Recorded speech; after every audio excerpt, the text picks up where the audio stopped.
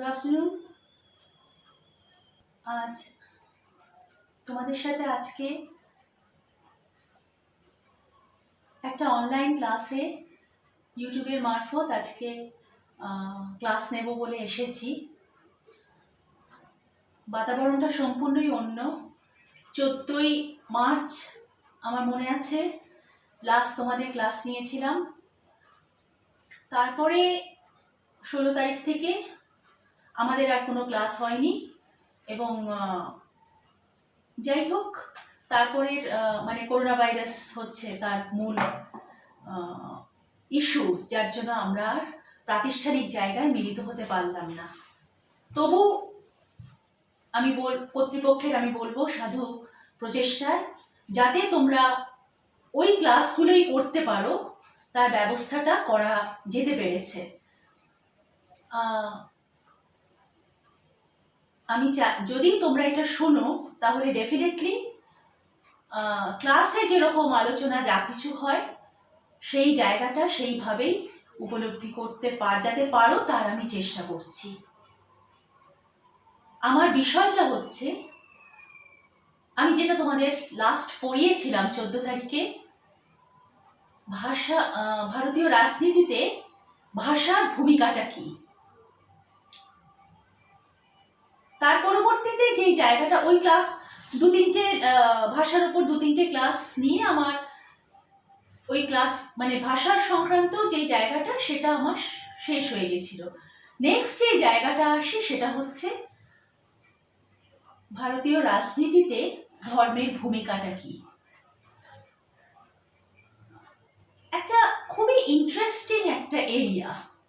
মানে সত্যি কথা যদি বলি তাহলে ভারতীয় রাজনীতিতে আমার ব্যক্তিগতভাবে আমাকে যদি জিজ্ঞেস করো দিদি আপনার কোন জায়গাটা বেশি ইন্টারেস্টিং মনে হয়, তাহলে কিন্তু ডেফিনেটলি আমি বলবো এই ধর্মীয় প্রভাব বা সাম্প্রদায়িকতা, এগুলো আমার কাছে অনেক বেশি কি বলবো আলোচনার খুব লাইভ জায়গা মনে হয়, প্রাণবন্ত জায়গা মনে হয়।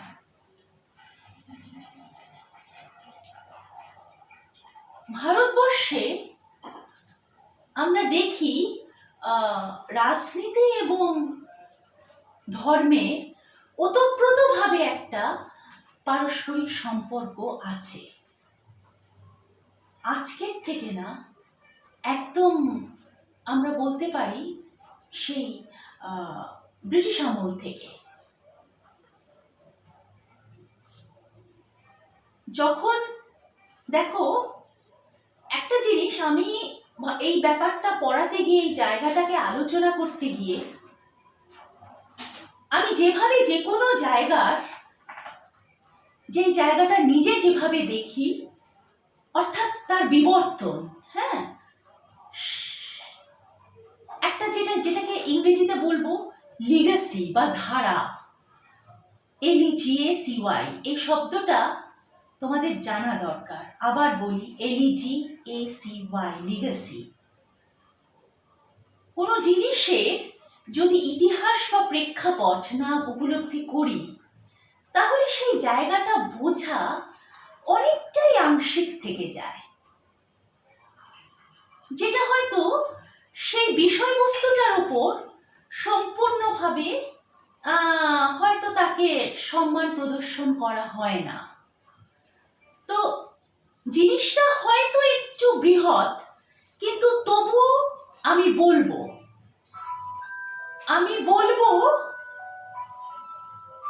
আমি সংক্ষেপে জিনিসটাকে বলবার চেষ্টা করব, জাস্ট তোমরা যাতে মুভমেন্টস গুলো বুঝতে পারো। অর্থাৎ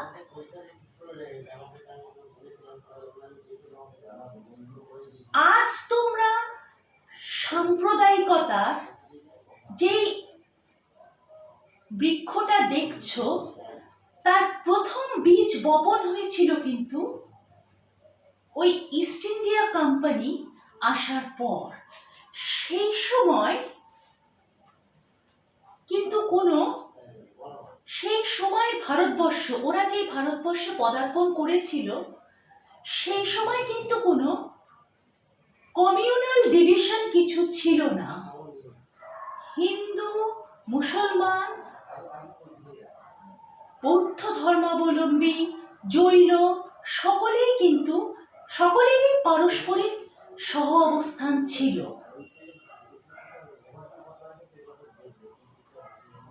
এবারে আমরা দেখি সেই সময় মুঘল সাম্রাজ্য ছিল, এবং মুঘল সাম্রাজ্যে আমরা দেখছি যে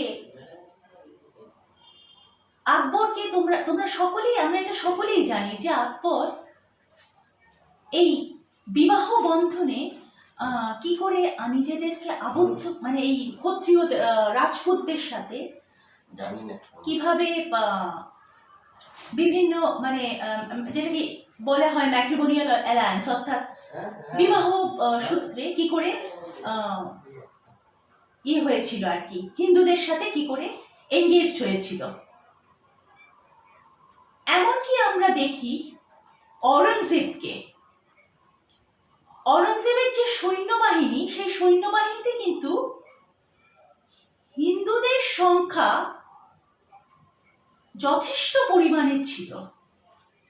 এই ছিল ভারতবর্ষের ছবি যখন ইংরেজরা এই দেশে পদার্পণ করে। সেই সময় এই হিন্দু এবং মুসলমানদের পারস্পরিক সহ অবস্থান দেখে এরা যে পলিসিটাকে অ্যাডপ্ট করলো, সেটা হচ্ছে ডিভাইড অ্যান্ড রুল, ভাগ করে শাসন করো। দেখো, এর পিছনে কিন্তু একটা উদ্দেশ্য ছিল। উদ্দেশ্যটা কি?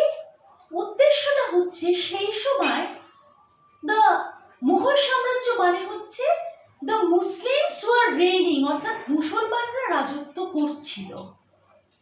ওরা চেয়েছিল মুসলমানদের টোটালি ওয়াইপ আউট করে দিতে, মুছে দিতে, এবং সেই জায়গাটা তখনই সম্ভব হয়েছিল যখন এটা বিভিন্নভাবে কি বলবো করতে পেরেছিল যে হিন্দু তোমরা হচ্ছে সুপিরিয়র, তোমরা বিভিন্ন ক্ষেত্রে তোমরা অনেকটাই, এই ফিলিংসটা, এই অনুভূতিটা হিন্দুদের মধ্যে গাঁথতে পেরেছিল যে তোমরা হচ্ছে সুপিরিয়র, তোমরা হচ্ছে অনেক উপরের র্যাঙ্কের, অ্যান্ড মুসলিমস তোমরা হচ্ছে ইনফিরিয়র।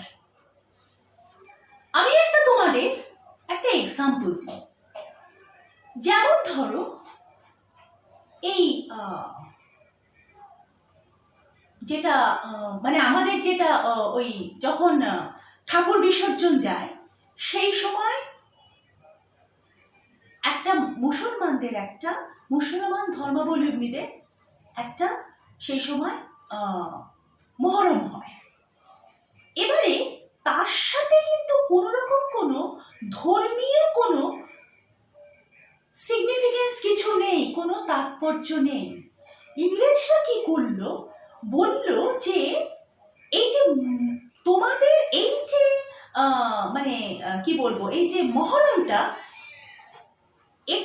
এটা হচ্ছে এই যে হিন্দুরা যে প্রতিমা বিসর্জনের যে উৎসব যেটা করে, সেটা হচ্ছে it is nothing but a reply to the Muharram festival observed by the Muslims.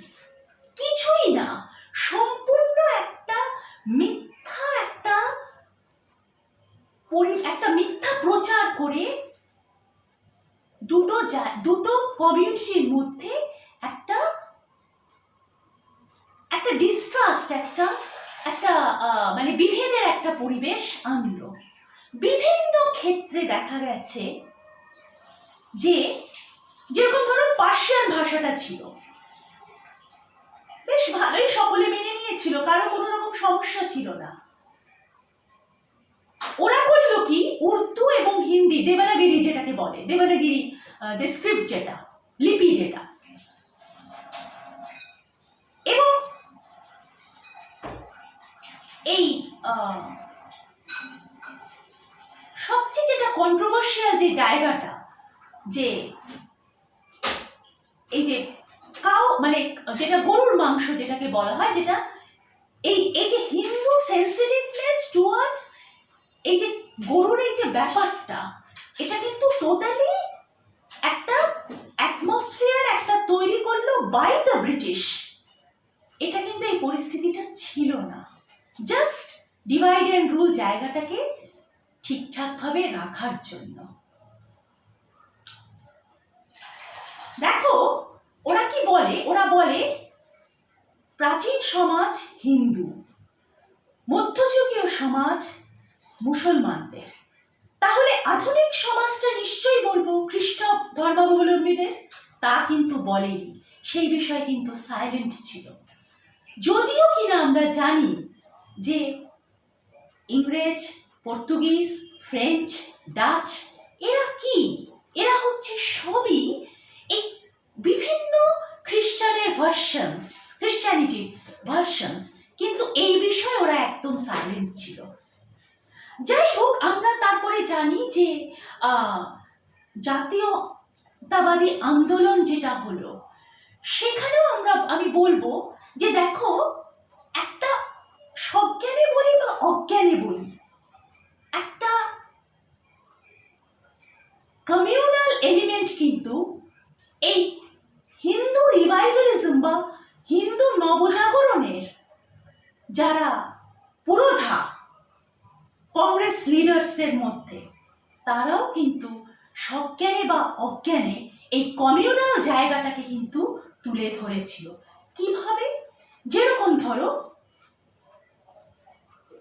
Ganapati উৎসব, Ganapati festival, to glorify the Hindus, এটা তো মানে এটা ঠিক সেভাবে তো মেনে নেওয়া যায় না, কারণ গণেশ পুজোটা সম্পূর্ণভাবে মানুষের একটা ডোমেস্টিক, একটা বাড়ির পুজোর, একটা বাড়ির ব্যাপার, একটা মানে ডোমেস্টিক ব্যাপার, সেটাকে একটা ন্যাশনাল পার্লেন্সে নিয়ে গিয়ে, একটা জাতীয় প্রেক্ষাপটে নিয়ে গিয়ে সেই জায়গার থেকে হিন্দু সেন্টিমেন্টকে সুশ্রয় দেওয়া, এটা অনেকটাই কিন্তু একটা কমিউনাল এলিমেন্টকে ইন্ট্রোডিউস করা।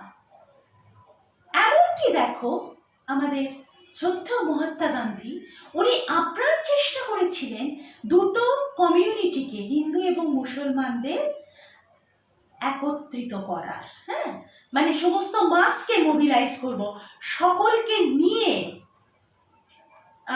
চলবো।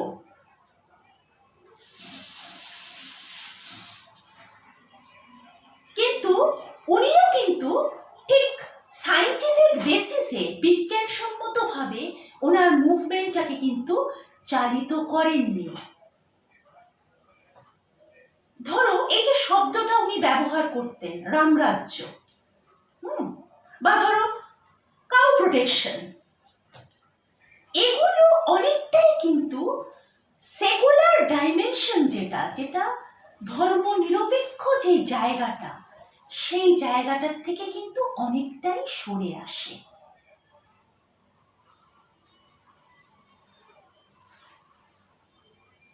এটা গেল স্বাধীনতা পূর্ব, মানে প্রাক স্বাধীনতার সময় হিন্দুদের স্ট্র্যাটেজি। আমি একবারও বলছি না যে ওরা ব্রিটিশ সাম্রাজ্যের উৎপাদন চেয়েছিল, তাতে সমস্ত ভারতবর্ষের নাগরিককে এক জায়গায় হতে চেয়ে বলেছিল, কিন্তু এটাও সত্যি যে সমস্ত মানুষকে একত্রিত করতে গিয়ে ওরা যেই জায়গাটা ভীত সন্ত্রস্ত হয়েছিল, ওরা যেই জায়গাটাকে শক্ত হাতে ধরতে পারেনি, সেটা হচ্ছে ওরা সেকুলারিজমকে বা ধর্মনিরপেক্ষবাদকে এন্ডোর্স করতে পারেনি।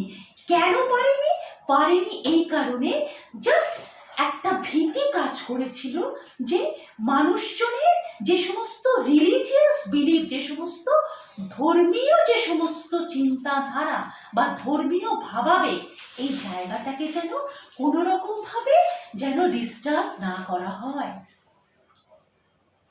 এবারে আমরা দেখছি, আজকে আমরা এখন তোমরা সকলেই অন্তত কতগুলো পলিটিক্যাল পার্টির সাথে খুব ভালো নামগুলো পরিচিত আছো, যেরকম ধরো বিশ্ব হিন্দু পরিষদ, RSS। এদের জন্ম কিন্তু সেই স্বাধীনতার আগেই।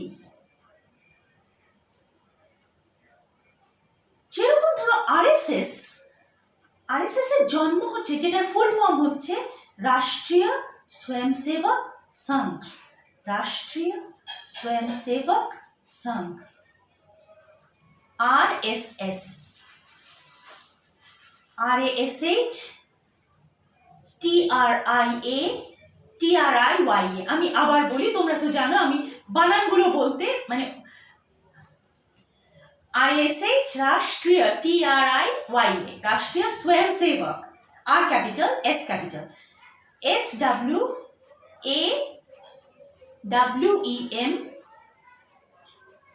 SWAWEMSEVAK স্বয়ংসেবক, আবার S ক্যাপিটাল SANGH রাষ্ট্রীয় স্বয়ংসেবক সংঘ।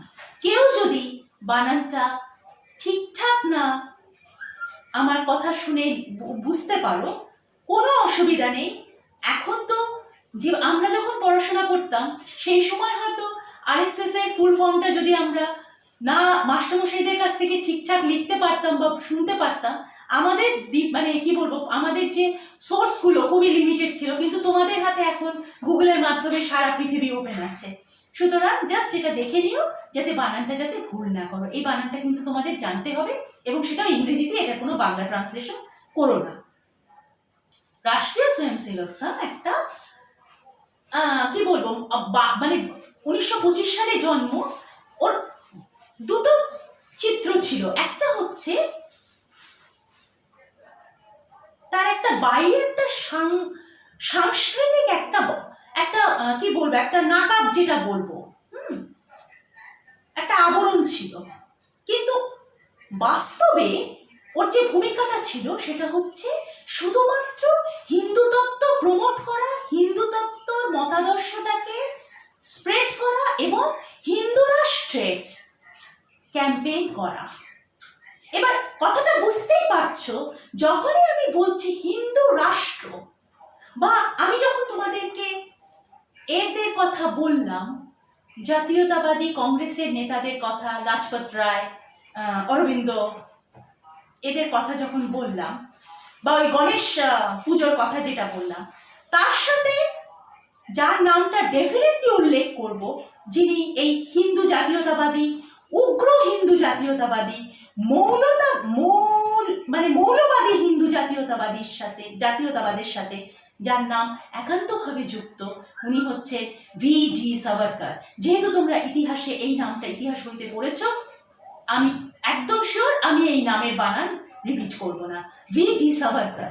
সাভারকর কিন্তু একদম পরিষ্কার ক্যাম্পেইন চালিয়েছিল হিন্দু রাষ্ট্রর জন্য। ওনার একটা বিখ্যাত ফ্রেজ হচ্ছে পলিটিসাইজ অল হিন্দুস অ্যান্ড মিলিটারাইজ হিন্দুডম। তার মানে কি, সমস্ত হিন্দুদের একটা রাজনৈতিকীকরণ করে দাও, অ্যান্ড মিলিটারাইজ হিন্দুডম। লাইনটা কিন্তু খুব ফেমাস, তোমরা যদি লিখতে পারো ইট ইজ ডেফিনেটলি অ্যাপ্রিসিয়েবল। আমি আবার বলি, ইনভার্টেড কমার মধ্যে, পলিটিসাইজ অল হিন্দুস অ্যান্ড মিলিটারাইজ হিন্দুডম। তাহলে বুঝতে পারছো তো যে এই যে জায়গাটা কিন্তু এটা মানে কি বলবো, এটা যদি এক্সপ্লিসিট কথা হয়, তার অন্তর্নিহিত মানেটা কি? একটা ইমাজিনড মুসলিম কমিউনিটি, একটা মানে যাকে কল্পনা করে নিয়েছি, সেই ধরনের একটা মুসলমান সম্প্রদায়ের পরিপ্রেক্ষিতে এই ধরনের কথা কিন্তু মানে নিহিত মানেটা কিন্তু তাই, আর অন্য কিছু নয়। বীর সাভারকরের নাম ডেফিনেটলি এই জায়গায় স্বাধীনতার আন্দোলনে যারা লিপ্ত ছিল তার মধ্যে কিন্তু ওনার নামটাও আসে। আমি কোথায় আলোচনা করছিলাম? আমি বললাম যে গান্ধী বললাম। এবারে দেখো, সেই সময় আমরা দেখি জিন্না তখন, এগুলো যেহেতু তোমরা ইতিহাস বইতে সকালেই মানে ক্লাস 10-এর বই 9-10-এর বইতে পড়েছো, আমি এগুলো কিন্তু ডিটেলসে অত যাচ্ছি না, বিকজ আমার একটা টাইম প্রিমিয়াম তো কাজ করে। সেটা হচ্ছে যে উনি বললেন যে মুসলমান ব্রিটিশাররা যখন আমাদের যারা শাসন করছে তারা যখন এই দেশ থেকে চলে যাবে, তখন মুসলিম সম্প্রদায়টা একটা নিরাপত্তা গ্যারেন্টি কিন্তু নিতে হবে। কাকে নিতে হবে? ব্রিটিশ রাজকে নিতে হবে। কিভাবে নিতে হবে? ভায়া দ্য পার্টিশন অফ ইন্ডিয়া, ভারতবর্ষকে দুটুকরো করে।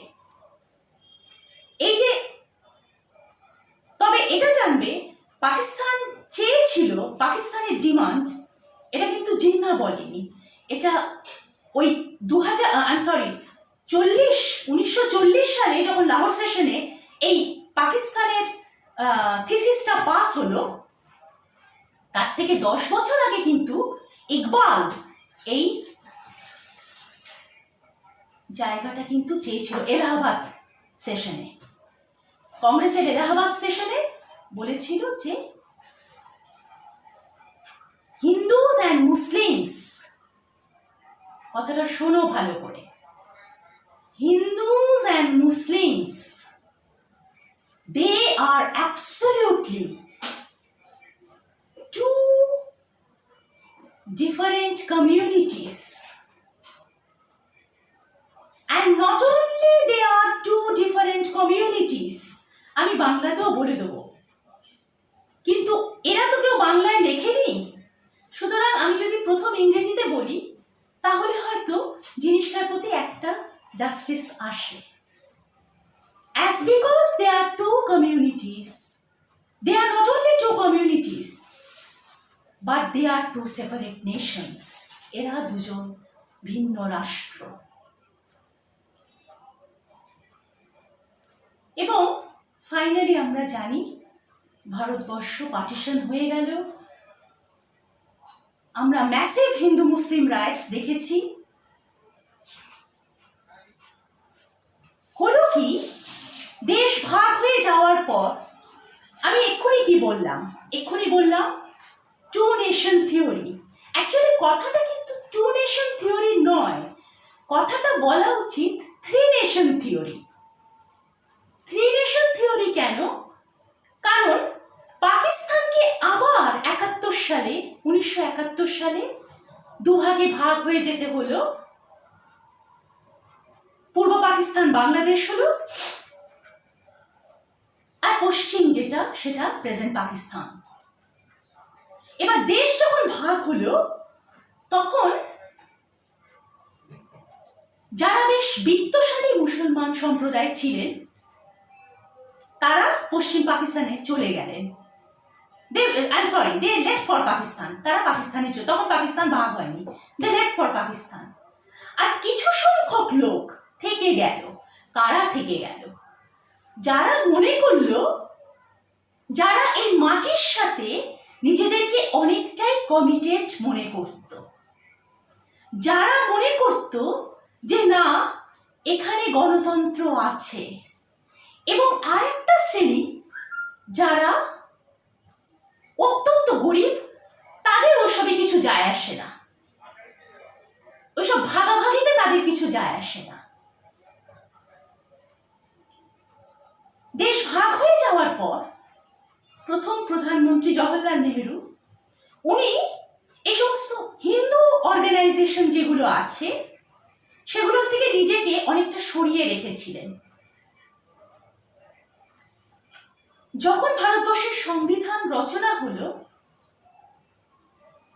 দুটো শব্দ কিন্তু সেই সংবিধানে সংযোজন হয়নি। একটা হচ্ছে সেকুলার আর আরেকটা হচ্ছে সোশ্যালিস্ট। মানে একটা হচ্ছে ধর্মনিরপেক্ষ আর আরেকটা হচ্ছে সমাজতান্ত্রিক। 76 সালে সংবিধান সংশোধন করে সেকুলার শব্দটা ভারতীয় সংবিধানে লিপিবদ্ধ করা হলো। সেকুলার মানেটা কি, ধর্মনিরপেক্ষ মানেটা কি? মানে হচ্ছে there is no official state religion. রাষ্ট্রের কিন্তু কোনো ধর্ম নাই। রাষ্ট্র at the same time রাষ্ট্র প্রত্যেকটা তার দেশের নাগরিকের সমস্ত ধর্মের সাথেই কিন্তু ওতপ্রোতভাবে জড়িত। যে লোকটা কোনো ধর্মে বিশ্বাস রাখে না, অর্থাৎ আমরা যাকে বলবো সাদা বাংলায় নাস্তিক, রাষ্ট্র কিন্তু তারও পৃষ্ঠপোষকতা করবে। এই তুমি কোনো ছাতার তলে নেই মানে আমি তোমাকে চিনি না, রাষ্ট্রের কিন্তু সেটা ভূমিকা হবে না। সেটা কিন্তু basic conception of the state, অর্থাৎ রাষ্ট্রের যে মৌলিক ধারণা, রাষ্ট্র যদি এই জায়গাটাকে আলিঙ্গন করে তাহলে রাষ্ট্রের যে মৌলিক জায়গাটা, সেই জায়গাটা কিন্তু সংঘাত হবে, যেটার মানে ভারতীয় সেকুলারিজম নয়। হ্যাঁ, এবারে দেখো এই যে ধারণাটা, এই ধারণাটাকে যদি আমি দুটো ভাগে, শিবিরটাকে দুটো ভাগে ভাগ করে নিই, একটা হচ্ছে দ্য মাইনরিটি গ্রুপ, অর্থাৎ যারা সংখ্যালঘিষ্ঠ, আর একটা হচ্ছে সংখ্যালঘিষ্ঠরাও এই ভিউটাকে অ্যাকসেপ্ট করবে, এবং সবটা নিয়ে যারা সংখ্যাগরিষ্ঠ, তোমাদের ভালো মন্দ লাগার কোনো কিছু নেই, তোমরাও কিন্তু এতে সহমত পোষণ করবে।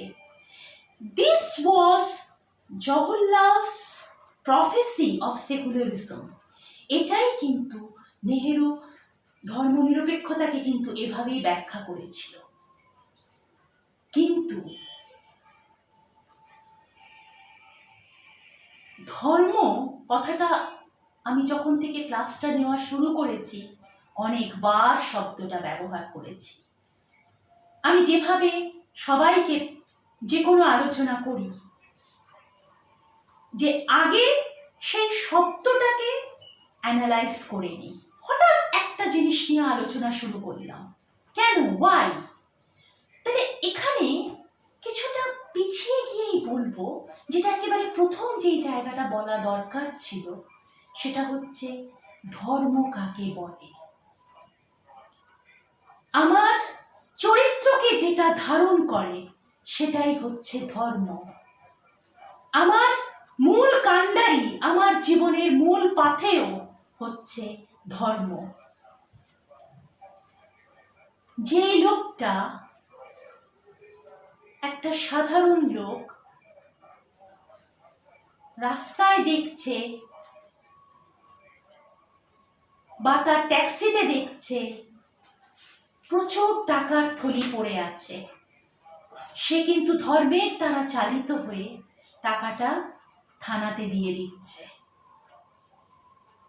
এটা তার বিবেক, এটা তার কনসায়েন্স, এবং প্রত্যেকটা মানুষেরই এটাই কিন্তু জীবনে মূল পাথেয় হওয়া উচিত। আজ আমরা যে অনলাইনে ক্লাস নিচ্ছি, আমরা প্রত্যেকটা মাস্টারমশাই যে আমরা আমাদের ঘরে বসে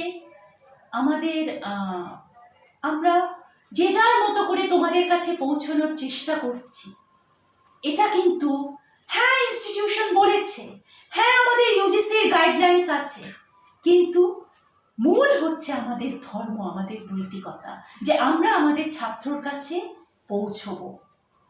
হঠাৎ করে সব কিছু বন্ধ হয়ে গেল, তবু আমরা পৌঁছবো ডেফিনেটলি যার ব্যবস্থা সরকার এবং আমাদের প্রতিষ্ঠান করে দিয়েছে। এবারে দেখো, আমি যে জায়গাটা আলোচনা করছিলাম কিছুটা ডিফ্লেক্টেড হয়ে গেলাম, কিছুটা মূল জায়গা থেকে চ্যুত হয়ে গেলাম, কিন্তু একটা জায়গা তো বলবোই, যে জায়গাটা আমি বলিনি, যে ধর্মর যে অ্যানালিসিসটা। এবারে দেখো, একেবারে গোড়ার থেকেই দেখছি, এক্ষুনি কি বললাম যে রাষ্ট্র কারো ব্যক্তিগত জায়গায়, ধর্মের কারো ব্যক্তিগত জায়গায় প্রবেশ করবে না, কিন্তু পৃষ্ঠপোষক হিসাবে কাজ করবে। বিভিন্ন যে ধর্মীয় প্রতিষ্ঠানগুলো আছে, একেবারে সেই আমাদের বৈষ্ণোদেবী থেকে মানে সাউথ পর্যন্ত, সেখানকার যে ট্রাস্টি বোর্ড যেটা হয়, সেখানে কিন্তু যিনি মূল পুরোহিত হন তিনি কিন্তু সরকারের মাধ্যমেই অ্যাপয়েন্টমেন্ট পান, এবং সরকারের কিন্তু সম্পূর্ণ কন্ট্রোলিং পাওয়ার থাকে। শুধুমাত্র সেই বোর্ডের অ্যাপয়েন্টমেন্টের ক্ষেত্রে না, সরকার যদি মনে করে সেই বোর্ডকে কিন্তু ডিসমিসও করে দিতে পারে বা নতুন বোর্ড কিন্তু কনস্টিটিউটও করতে পারে। হ্যাঁ, লোকাল যে সমস্ত মানে সাথে যে লোকাল পুরোহিত তারাও থাকে, কিন্তু বোর্ডের গঠনের সরকারের ভূমিকা কিন্তু থাকে একেবারে সারা ভারতবর্ষের লেন্থ অ্যান্ড ব্রেথ। তোমাদেরই একটা সামনের উদাহরণ দিয়ে বলি, এখনকার সময়ের উদাহরণ দিয়ে। এখন করোনা ভাইরাসের পরিপ্রেক্ষিতে আমরা দেখছি সামনে একটা বড় উৎসব, সেটা মানে হিন্দুদের একটা বড় উৎসব রথযাত্রা। সেই রথযাত্রাতে করোনা ভাইরাসের পরিপ্রেক্ষিতে কিন্তু এটা সম্পূর্ণ নবীন পটনায়কের সরকারের হাতে ছেড়ে দেওয়া হলো। তারা ঠিক করবে যে রথের দিন রথযাত্রাটা হবে কিনা, এবং ফাইনালি এটা প্রথমেই নাকচ করা হয়েছিল এবং তারপরে কিন্তু নবীন পটনায়ক সরকারের উপর, উড়িষ্যা সরকারের উপর ছেড়ে দেওয়া হয়েছে।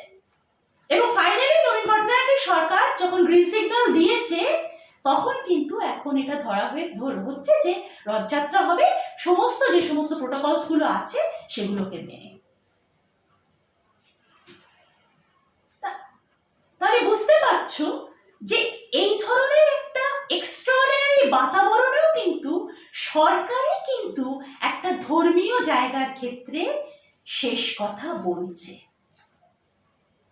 এবার দেখো, এই মানে ভোট বড় বাড়াই, পরিষ্কার কথা।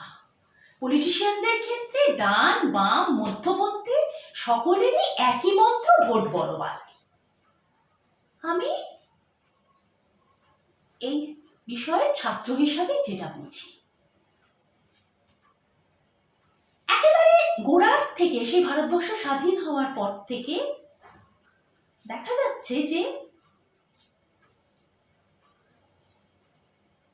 আমরা দেখি সেই প্রথম যিনি রাষ্ট্রপতি রাজেন্দ্র প্রসাদ, উনি কিন্তু ওই কুম্ভ মেলায় স্নান করতে গেছেন। ওনাকে জওহরলাল নেহরু অনেকবার বলেছিলেন তুমি এই ধরনের কাজ, আপনি এই ধরনের কাজে যাবেন না। এবং দেখা যায় সেই কুম্ভ মেলাতে যেহেতু মানে প্রচুর লোক সেখানে সমাগম হয়, এবং যেহেতু রাষ্ট্রপতি সেখানে, উনি কিন্তু সে কথা শোনেননি, উনি তৎসত্ত্বেও গেছেন। যেহেতু প্রচুর লোক সেখানে সমাগম হয়, মানে একেবারে স্ট্যাম্পিড হয়ে একসার হয়ে গেছে, কারণ সেখানে প্রশাসনের যেহেতু রাষ্ট্রপতি গেছে তার জন্য বিশেষ ব্যবস্থা করতে হয়েছিল। এটা নয় যে উনি এই বিষয়ে ওয়াকিবহাল ছিলেন না, উনি হয়তো 200 ভাগ ওয়াকিবহাল ছিলেন, কিন্তু তৎসত্ত্বেও ওই যে একটা কথা আছে যে কুম্ভের স্নান হচ্ছে পবিত্র স্নান, সেই জায়গাটাকেই উনি বাস্তবায়িত করতে গেছিলেন। তারপরে দেখো, আমরা দেখি যে এই সময়টা মুসলিম কমিউনিটির কি পরিস্থিতি। দেশ সদ্য স্বাধীন হয়েছে, মুসলিম কমিউনিটি কিন্তু সেই সময় কোনো মাথাচাড়া দিয়ে ওঠেনি। ওদের কিন্তু সেই সময় কোনো কমিউনাল সাম্প্রদায়িক, ওদের কিন্তু কোনো রকম কোনো মানে ওই ধরনের কোনো ব্যাপার ছিল না। ইউফোরিয়া যেটাকে বলে, EUPHORIA, যেটাকে ইউফোরিয়াকে যেটা সহজ ভাষায় আমি বলবো হিস্টেরিয়া, এটা তোমরা বুঝতে পারবে। তো ওরা কিন্তু মুসলিম লীগ ডিসব্যান্ডেড হয়ে গেছিল, এবং দেখা যায় যে 62 সাল পর্যন্ত মুসলমানরা কম বেশি কিন্তু মুসলিম কংগ্রেসের সাথে কিন্তু মানে তার আনুগত্য প্রকাশ করেছিল, কারণ তারা মনে করত কংগ্রেস একমাত্র ধর্মনিরপেক্ষ গণতান্ত্রিক সংগঠন। এবং অ্যালং উইথ দ্য কি বলবো প্রোটেকশন অফ শরিয়ত, অর্থাৎ মুসলিম পার্সোনাল ল যেটাকে বলা হয়, মুসলিম পার্সোনাল ল, তোমাদের এই ভাষাটাই জানতে হবে, Muslim personal law, M capital, P capital, L capital, এগুলি আমি কিন্তু বাংলায় বলবো না।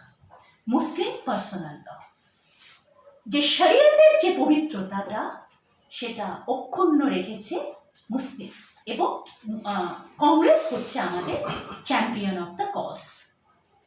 এবারে দেখা যায় যে সেই সময় এই যে কমিউনাল যে ইউফোরিয়াটা, আমরা তো দেখছি যে কমিউনাল ব্যাপারটা, এই হিন্দু কমিউনালিজম বাতাসে কিন্তু এর গন্ধ আছে। RSS is very much there. এই জায়গাটা তখন just to teach the vote, এই ভোটকে ক্যাপচার করবার জন্য দেখা গেল কংগ্রেস সেকুলারিজমের সাথে হ্যান্ডশেক করে নিল। যখনই কংগ্রেস ধর্মনিরপেক্ষতার এই জায়গাটার সাথে হ্যান্ডশেক করে নিল, তখনই বোঝা গেল প্রথম ভারতবর্ষে আমরা যেটা কি বলি ইউনিটি ইন ডাইভার্সিটি, হ্যাঁ, এই ইউনিটি ইন ডাইভার্সিটি প্রথম সংকটে এলো। এবং দেখি মিসেস গান্ধী মানে প্রাইম মিনিস্টারশিপ পাওয়ার পরেই মানে একেবারে সমস্ত ভারতবর্ষের দুনিয়ার যত মন্দির আছে উনি যত্রতত্র চষে ফেললেন। আবার আর্য সমাজের 100 বছরের পূর্তি উপলক্ষে উনি সক্রিয়ভাবে তিনি ওখানে অংশগ্রহণ করেছিলেন। শুধু তাই না, 75-এর এমার্জেন্সির সময় দেখলাম যে একেবারে স্ট্রিক্টলি একটা স্টেরিলাইজেশন ড্রাইভ করা হলো। What is sterilisation drive? Count down, মানে just give a card to your number of children. শুধু তাই না, ওদের পৌর স্বাধীনতাকে গলা টিপে মারা হলো, ওদের ঘর বাড়ি জ্বালিয়ে দেওয়া হলো, জামায়াতে ইসলামীকে ইল্লিগাল বলা হলো। এই সবটা নিয়ে জানো তো মুসলিমসদের মধ্যে কংগ্রেসের প্রতি একটা প্রচন্ড অশ্রদ্ধা তৈরি হলো, এবং এই অশ্রদ্ধাটাই মূল কাজ করলো জনতা পার্টিকে ক্ষমতায় আনার। হ্যাঁ, কিন্তু বেশি দিন ওরা জনতা পার্টির প্রতি আস্থা রাখেনি। আবার দেখা গেল 80 সালে কংগ্রেসের প্রতি ওদের আবার সেই পুরনো জায়গায় ফিরে এসেছে। এবারে দেখো, তবে একটা কথা বলবো যে মুসলমান যে একটা শিক্ষিত একটা মধ্যবর্গীয় যে সমাজ, আরবান বেসড, অর্থাৎ যারা শহরতলিতে যাদের বসবাস, তাদের মধ্যে একটা ডিসস্যাটিসফ্যাকশন, তাদের মধ্যে একটা অসন্তোষ জমে উঠছিল। কেন জমে উঠছিল? কংগ্রেস পারছিল না সেই সময়কার হিন্দু মুসলিম রাইটগুলোকে কন্ট্রোল করতে।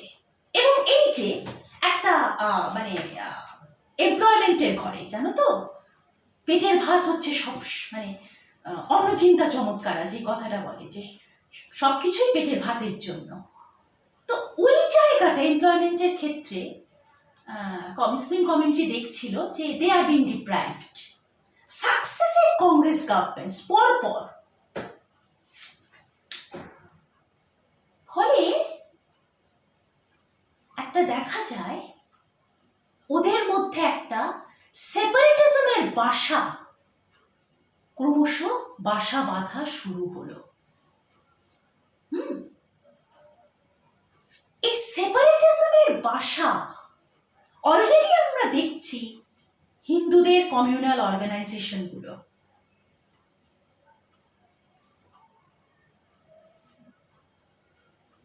অলরেডি আমরা দেখছি জনসংঘ, আজকে তোমরা যেটাকে ভারতীয় জনতা পার্টি জানো, বিজেপি যাকে বলে, প্রত্যেকটা ছেলে মেয়ে জানে, এটা হচ্ছে জনসংঘের যে ব্রেকঅ্যাওয়ে গ্রুপ। জনসংঘটা ভাগ হয়ে গেছিল, একটা দল তোমার আরএসএস এর সাথে টাই আপ করে নেয়, ব্রেকআপ যে দলটা, মানে ভেঙে গেছিল যে দলটা, আরএসএস এর সাথে যারা টাই আপ করে তারা হচ্ছে আজকে বিজেপি বা ভারতীয় জনতা পার্টি, আর একটা দল হচ্ছে সমাজতান্ত্রিক জনতা দল, এস যেটা ছিল।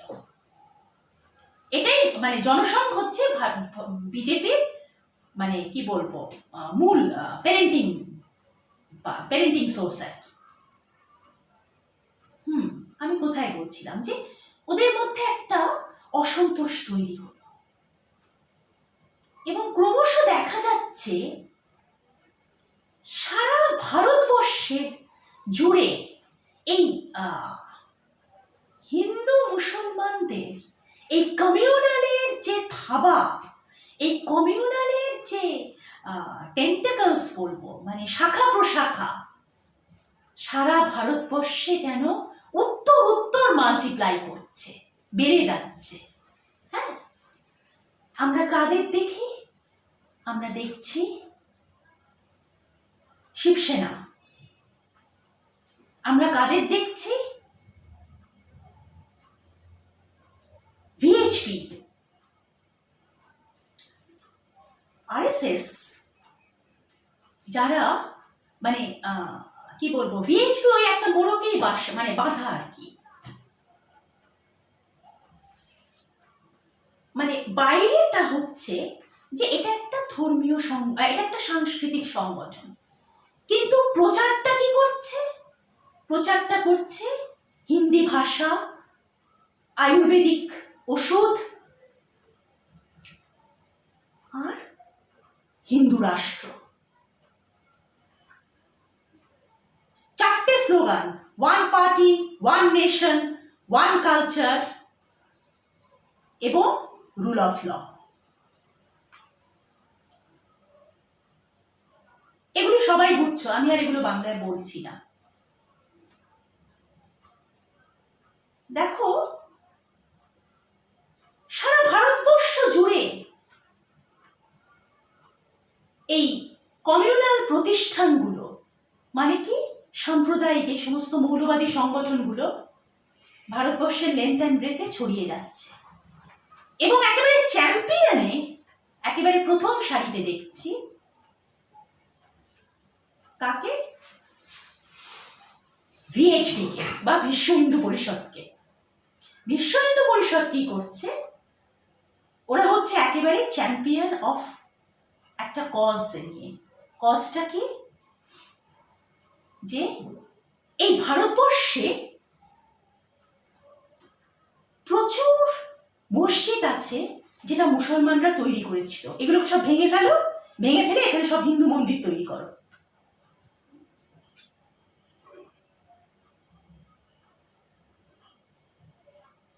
এইরকম একটা জায়গায় কিন্তু বিজেপির জন্ম হয়, যেটা ব্রেকঅ্যাওয়ে ফ্যাকশন তোমাদেরকে বললাম। এবারে দেখো, আমি তোমাদের খুব তাড়াতাড়ি যদি জিনিসটাকে বলি, তাহলে হচ্ছে যে আমরা দেখছি হিন্দু কমিউনালিজম, আমরা দেখছি মুসলিম কমিউনালিজম, আমরা তার সাথে আরেকটা কমিউনালিজম দেখবো, সেটা হচ্ছে শিখ কমিউনালিজম। পাঞ্জাবে দেখা যাচ্ছে আকালিরা মানে ওই শিখদের, ওরা বলছে যে পাঞ্জাবের মধ্যে আমাদের একটা আলাদা একটা শিখ রাজ্য দাও। এটা নিয়ে ভারতবর্ষের স্বাধীনতার আগের থেকেই এই মানে এই ডিমান্ড এগুলো ছিল। ওদের অনেকগুলো ডিমান্ড ভারতবর্ষ স্বাধীন হওয়ার পরে সরকার অনেকগুলো কনসিডার করেছে। ওরা বলেছিল যে যখন রাজ্যের পুনর্গঠনগুলো হয় আমাদেরকে সামিল করো, তাদেরকে করেছে, করেনি যে তা না, কিন্তু কতগুলো ইস্যু নিয়ে ওরা বারে বারে কিন্তু টুকটাক করছিল। যেরকম ধরো মানে চণ্ডীগড়ের যে স্টেটাস, সেটা পাঞ্জাব আর হরিয়ানার জয়েন্ট ক্যাপিটাল না ওর কি জায়গা, বা ধরো মানে কি বলবো ইরিগেশনের জন্য, সেচের জন্য এই এই জায়গাটার উপর, এই জায়গাগুলির উপর দিয়ে যে জলটা, নদীগুলো বয়ে যাচ্ছে, তার বন্টন। হ্যাঁ, বা ধরো হিন্দু এবং শিখ কিরকম ভাবে জায়গাগুলোতে ছড়িয়ে আছে, কোথায় কোথায় হিন্দু মেজরিটি আছে, এই জায়গাগুলো নিয়ে খুব উৎপাত হচ্ছিল। কংগ্রেস কি করলো, আবার কমিউনাল কার্ড খেললো। ওখানে কংগ্রেস সেই সময় ভিন্দ্রনওয়ালে বলে একজনকে, মানে উনি একজন মৌলবাদী যাকে বলে, তাকে ওই এদের মানে এই আকালির যে চাহিদাগুলো হঠাৎ করে ভুইফোড়ের মতো শুরু করেছিল উৎপাত, সেই জায়গাটাকে কন্টেন করবার জন্য কংগ্রেস এই ভিন্দ্রনওয়ালেকে জন্ম দিল। মানে এই লোকটার সেরকম কোনো নাম টাম শোনাই যায় না। এবং তো ভিন্দ্রনওয়ালে করলো কি, মানে দেখা গেল ওকে তো এক উদ্দেশ্যে জন্ম দিয়েছে, ওকে একই উদ্দেশ্যে ওখানে ওদের ওপর অত্যাচার স্বেচ্ছা মানে একেবারে চূড়ান্ত পর্যায়ে পাঞ্জাবে চালিয়ে গেছে ভিন্দ্রনওয়ালে এবং তার যা মানে ওর যে ব্রিগেড, ওর যে বাহিনী, যারা সেন্ট্রালের সরকার, রাজ্যের সরকার কোনো পাত্তাই দেয়নি, কিছু শোনেইনি, এত অত্যাচার হয়েছে। কিন্তু হঠাৎ দেখা গেল ভিন্দ্রনওয়ালে একটা ডিমান্ড করলো, একটা চাহিদা সামনে তুলে ধরলো, সেটা হচ্ছে আমার একটা একদম সার্বভৌম রাষ্ট্র চাই, যেটা হচ্ছে যেটাকে খালিস্তান বলা হবে, with no connection with India, ভারতবর্ষের সাথে কোনো যার কোনো সম্পর্ক থাকবে না। এটা কিন্তু মিসেস গান্ধীও বোঝেনি, এবং সেই সময় যিনি চিফ মিনিস্টার ছিলেন পাঞ্জাবে, জয়সিংহ, বুঝেছে মানে এই ধরনের যে ডিমান্ড আসবে সেটা হয়নি। এবং ফাইনালি আমরা দেখি যে ভিন্দ্রনওয়ালের যেখানে মানে ওর আখড়াটা যেটা ছিল পাঞ্জাবের স্বর্ণ মন্দির, সেই স্বর্ণ মন্দিরের একটা মানে ভারতীয় সৈনিক মানে সেনার সাথে মানে শিখদের সাথে একটা প্রচন্ড মানে এই ভিন্দ্রনওয়ালে বাহিনীর সাথে, যেটাকে বলা হয় মানে কি বলবো, ওই গোল্ডেন টেম্পল, যে গোল্ডেন মানে স্বর্ণ মন্দিরের যে সানশাইন অপারেশন যেটাকে বলে, বিখ্যাত, মানে এটা তোমরা জাস্ট নামটা শোনো, তোমরা চাইতে মানে যদি লেখো তো ভালো, অপারেশন সানশাইন অফ 1984। এবং দেখা গেল যে এখানে কিন্তু দেখা গেল যে মানে ভিন্দ্রনওয়ালে হয়তো মানে কি বলবো কি হয়ে গেছে, কিন্তু শিখ সম্প্রদায় কিন্তু খুব চটে উঠল। হ্যাঁ, মানে আমি এই জায়গাটা তুলে ধরতে চাইছি যে কংগ্রেস কি করে কমিউনাল কার্ডটা খেলে শিখদেরও কিন্তু মানে কি বলবো মানে শিখদেরও মাথাচাড়া দিয়ে তুলেছিল। এবং ফাইনালি রাজীব গান্ধী যখন, মিসেস গান্ধী মানে মারা গেল ওদের হাতে, ওর বডিগার্ডের হাতে, এবং ফাইনালি রাজীব গান্ধী 85-তে ওদের সাথে মানে শান্তি চুক্তি করলেও ও পাঞ্জাবে কিন্তু কোনো শান্তি আসেনি, মানে টিল 90s 90 দশকের পর্যন্ত কিন্তু পাঞ্জাবে এই অশান্তি, এই মারামারি, এই কাটাকাটি চলেছে। অর্থাৎ শিখ মিলিটেন্সি কিন্তু একটা নতুন জায়গা নিল। নেক্সট কংগ্রেস যে জায়গাটা ভুল করেছিল সেটা হচ্ছে এটাই কিন্তু, this is the turning point of religion with politics, ধর্মের সাথে রাজনীতির কি সম্পর্ক। এটা হচ্ছে শাহবানু কেস 1986 সাল। শাহবানু হচ্ছে একজন ইন্দোরের বিধবা মহিলা, মুসলমান বিধবা মহিলা, যিনি স্বামী তাকে তালাক দিয়েছে। উনি একটা চেয়েছিলেন, মেনটেনেন্স চেয়েছিলেন, ভরণ পোষণ, পরিষ্কার কথা। ওর যে স্বামী, ওর স্বামী আজমাল খান, মোস্ট প্রবলি, হ্যাঁ আজমাল খান, উনি সুপ্রিম কোর্টে অর্ডারটাকে চ্যালেঞ্জ করেছিল, বলেছিল না এটা হবে না। সুপ্রিম কোর্ট ও যেটা চেয়েছিল, ওর স্বামী যেটা বলেছিল যে তালাকের 3 মাসের পর, যেটাকে ইদ্দাত বলে, IDAAT, ইদ্দাত, এরপর আমি আর কোনো, সুপ্রিম কোর্ট বলেছিল না, ইন্ডিয়ান পিনাল কোডের ধারায় তোমাকে কিন্তু ওর পুরো ভরণ পোষণ দিতে হবে।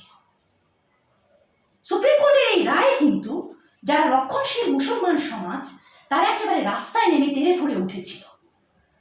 এবং ফ্র্যাঙ্কলি স্পিকিং সেই সময় জাস্ট এই ভোটের জন্য, শেমলেসলি এই ভোটের জন্য মুসলমান মৌলবাদীদের ঠান্ডা করবার জন্য রাজীব গান্ধীর সরকার একটা বিল পাস করে, সেটা হচ্ছে Muslim women protection of rights divorce bill যেটাকে বলে। এদেরকে মেনে নেওয়া হয়েছে যে হ্যাঁ তোমরা 3 মাসই ওদের মেনটেনেন্স দেবে, এবং তারপর যদি কোনো মুসলমান মহিলার কোনো সহায় সম্বল কিছুই না থাকে তাহলে ওই মেহের হিসাবে, মানে আমরা যেটা পাই আর কি বিয়ের সময় স্ত্রীধন, সেটা মানে ওর পরিবাররা দেখবে, আর পরিবারও যদি কেউ দেখার না থাকে তাহলে ওয়াকফ বোর্ড দেখবে, মুসলমানদের যে বোর্ড যেটা আছে। কিভাবে শুধুমাত্র ভোটের জন্য শেমলেসলি রাজীব গান্ধী ফান্ডামেন্টালিস্ট ফোর্সদের সাথে হ্যান্ডশেক করে নিয়েছিল। বলা হয় এই Shah Bano case, SHAH Shah BANU Shah Bano case হচ্ছে ভারতবর্ষের ধর্মের সাথে রাজনীতির ফার্স্ট লিঙ্কিং। এবং এই শাবানু কেস থেকে ওই সময়কার যারা প্রগ্রেসিভ লিডার যারা ক্যাবিনেটে, রাজীব গান্ধীকে তার মিনিস্ট্রি তাকে সাজেস্ট করেছিল মৌলবাদীদের সাথে মাথা চাড়া দিও না, ওদেরকে মাথা গরম করো না, হ্যান্ডশেক করে নাও। ভারতবর্ষ কিন্তু তখনও ডেমোক্রেটিক সেকুলার কান্ট্রি। নেক্সট আমি একেবারে ইন শর্ট তোমাদের দুটো ইনসিডেন্ট বলছি। এক হচ্ছে 1989-এর বাবরি মসজিদের ডিমলিশন বা বাবরি মসজিদ ভেঙে দেওয়া, 1992 6 ডিসেম্বর। আর আরেকটা হচ্ছে 2002 গোধরা রায়েট। 1992-তে যে বাবরি মসজিদ যে ভেঙে দিয়েছিল তোমরা সকলেই শুনেছ। একেবারে 1-2 লাইনে যদি বলতে হয় যে ওখানে কিন্তু হঠাৎ 1986 সালে একটা সেশনস কোর্ট একটা জাজমেন্ট দিয়েছিল যে ওর গেট খুলে দাও, ওখানে হিন্দুরা পুজো করতে পারে। মুসলমানরা কিন্তু চেয়েছিল যে আবদুল্লাহ বুখারি ওদের মানে যেটা বাবরি মানে কি বলবো বাবরি মসজিদ অ্যাকশন কমিটি যেটাকে বলে, যে না ওখানে স্থিতাবস্থা থাক, ওখানে কিচ্ছু হবে না। কিন্তু বিজেপির একজন সেই সময়কার পুরোধা নেতা লালকৃষ্ণ আডবাণী, যাকে আজকের সমসাময়িক সমাজে অনেক সময় আমরা বলতে পারি যে যিনি এখন মহাভারতের বিশ্বদেবের মতো, উনি সেই সময় রথযাত্রা করেছিলেন এবং ফাইনালি কিন্তু তোমরা মানে যাতে বাবরি মসজিদটাকে ভেঙে ভিএইচপি RSS বিজেপি হিন্দু জাতীয়তাবাদী সাম্প্রদায়িক স্ট্র্যাটেজিটাকে একটা নতুন দিশা দিয়েছিল। দিশাটা কি এবং এই জায়গাটার থেকেই কিন্তু এই বাতাবরণটার থেকে এই যে সংপরিবার এই যে গোষ্ঠীটার এই বাতাবরণ থেকেই BJP was able to cultivate the idiom that Bharatvarsha হচ্ছে ফর হিন্দুস, ভারতবর্ষ হিন্দুদের জন্য, এবং the non Hindus if they want to live in India, তারা যদি ভারতবর্ষে থাকতে চায়, they will have to make an equation with the Hindus. তারা কিন্তু হিন্দুদের সাথে একটা সমীকরণে থাকবে। এই জায়গাটা কিন্তু মন্দির, মসজিদ এবং মণ্ডল রিপোর্ট, এই 3টে জায়গা কিন্তু তোমরা হঠাৎ ভাবছো মণ্ডল আমি কি বললাম। মণ্ডল হচ্ছে যে 27% 1989 সালে 27% সংরক্ষণ হয়েছিল ওবিসিদের জন্য। এই 3টে জায়গা কিন্তু আমরা দেখি বিজেপিকে সলিসিট করছে, এবং বিজেপির মিলিটারিজম, বিজেপির এই মৌলবাদিতা বা এই সমপরিবারের মৌলবাদিতা একটা নতুন মাত্রা এনে দিয়েছে। এবং ফাইনালি আমি বলবো গোধরা রায়েটের কথা। গুজরাটে এটা না বললেই না যে 84 সালে যার মোটে 2টো ভোট যে পেয়েছিল, 1999 সালে তার ভোট ছিল 182। They were the absolute majority in the parliament just banking on the Hindu chauvinism sentiment, sorry. এবার গোত্রা রাইট কি? গোত্রা রাইট হচ্ছে, গোত্রাটা আর কিছুই না, যে 2002 সালে তখন ওই সময় ওই সবরমতী এক্সপ্রেসে যারা কারসেবক যারা যাচ্ছিল, কারসেবক কাদের বলে? যারা ধর্মীয় বিভিন্ন কাজ করে, তার বিনিময়ে কোনো পয়সা নেয় না, নন প্রফেশনালস, এবং সেই ট্রেনটা পুরো জ্বালিয়ে দেওয়া হয়েছিল। বলা হয় গোধ্রাতে যেই হিন্দু মুসলিম গুজরাটে যেটা রাইট হয়েছিল সেটা নাকি আজ পর্যন্ত কোথাও হয়নি। এবং সেই সময় জাতীয় মানবাধিকার কমিশন গুজরাটে এই রিপোর্টটা দিয়েছিল যে স্টেট মেশিনারি কিন্তু সম্পূর্ণ ব্যর্থ হয়েছে তার জনগণের সুরক্ষা, তার জনগণের স্বাধীনতাকে সুরক্ষা করতে। একদম Muslims were wiped out, they were just butchered like cats and dogs. Godhra riot হওয়ার পর মুসলিম কমিউনিটি যেই জায়গাটাতে এসে গেছে সেটা হচ্ছে দে আর ডিরেকশনলেস, তাদের আর সামনে আর কোনো দিশা নাই। এবং লাস্ট হচ্ছে